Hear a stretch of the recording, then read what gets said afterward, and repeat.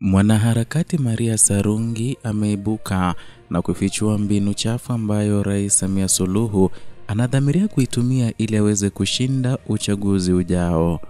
Ujambo na karibu kwa taarifa zetu za Kenyascope, na tafadhali kumbuka kusubscribe.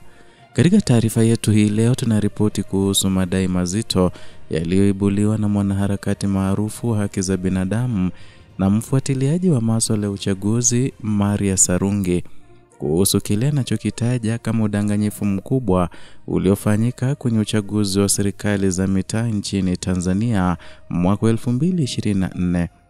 Kupitia taarifa yake rasmi kwenye mtandao wa kijamii wa X, Maria amefichua kwa kina namna baadhi ya vituo vya kupigia kura vilivyohusika moja kwa moja katika kile alichokieleza kuwa ni mchakato wa kisiasa wa upigaji kura. Akiwa kama mmoja wa wasimamizi wa uchaguzi katika baadhi ya vituo, alieleza kuwa palikuwapo na upungufu mkubwa wa wapiga kura waliowasili katika vituo, lakini badala ya kufunga vituo au kutangaza idadi halisi ya waliojitokeza, baadhi ya wasimamizi walielekezwa kuendelea na zoezi la kujaza karatasi za kupiga kura kwa niaba ya watu ambao hawakuwa wamefika kabisa. Maria alibainisha kuwa hali hiyo haikutokea katika kituo kimoja tu, bali ilikuwa ni mifumo iliyojirudia katika maeneo mengi, ikionyesha kuwa si tukio la bahati mbaya bali mkakati uliopangwa.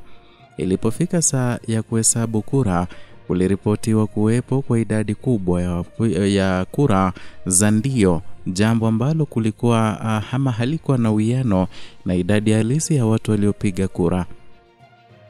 Katika ujumbe wake, Maria alionya kuwa ikiwa hatua madhubuti za kisheria na kiutaratibu hazitachukuliwa, basi taifa linaelekea kurudia makosa yale katika uchaguzi mkuu unaotarajiwa kufanyika.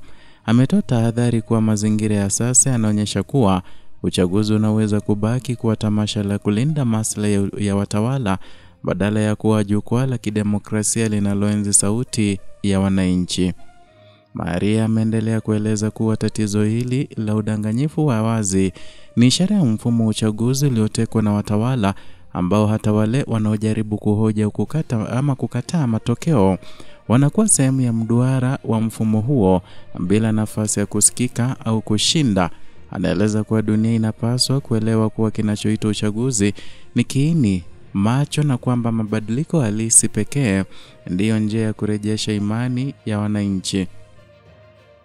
Kwa mujibu wake, kama hali itaendelea kama ilivyo, hakuna sababu ya kufanyika uchaguzi mwingine. Amedokeza kuwa ni bora taifa liwe likijua bayana kwa uchaguzi unafanyika kwa ajina tu, kama ilivyo kwa nchi zinazotajwa kama mifumo ya kiimla kama Korea Kaskazini, kuliko kuendelea na mchakato wa uongo unaolenga kuhalalisha mamlaka ya wachache.